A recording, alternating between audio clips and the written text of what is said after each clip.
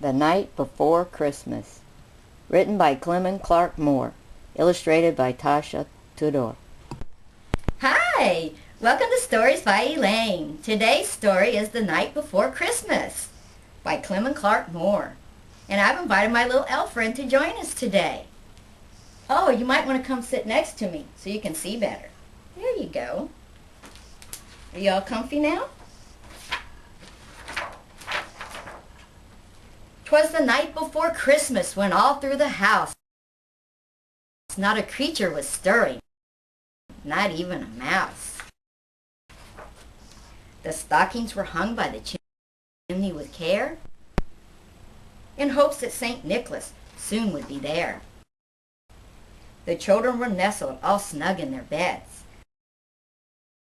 while visions of sugar plums danced in their heads. And Mama in her kerchief, and I in my cap, had just settled our brains for a long winter's nap. When out on the lawn there arose such a clatter, I sprang from my bed to see what was the matter.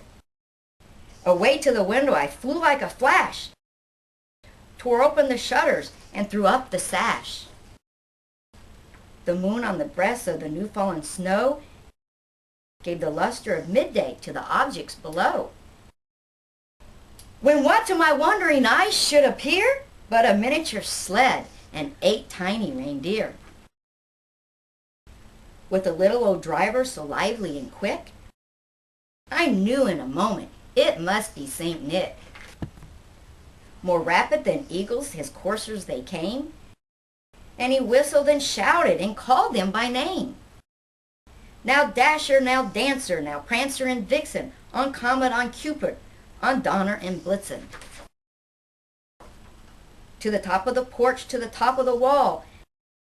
Now dash away, dash away, dash away all. As dry leaves that before the wild hurricane fly, when they meet with an obstacle mount to the sky, so up to the rooftop the coursers they flew, with a sled full of toys, and St. Nicholas too. And then in a twinkling I heard on the roof the prancing and pawing of each little hoof. As I drew in my head and was turning around, down the chimney St. Nicholas came with a bound.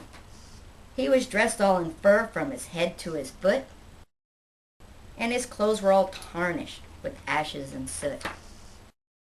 A bundle of toys he had flung on his back, and he looked like a peddler just opening his pack. His eyes, how they twinkled, his dimples, how merry. His cheeks were like roses, his nose like a cherry. His droll little mouth was drawn up like a bow, and the beard on his chin was white as the snow. The stump of a pipe he held tight in his teeth, and the smoke it encircled his head like a wreath. He had a broad face with a little round belly that shook when he laughed like a bowl full of jelly. And he was chubby and plump, a right jolly old elf, and I laughed when I saw him in spite of myself. A wink of his eye and a twist of his head soon gave me to know I had nothing to dread. He spoke not a word, but went straight to his work and filled all the stockings, then turned with a jerk.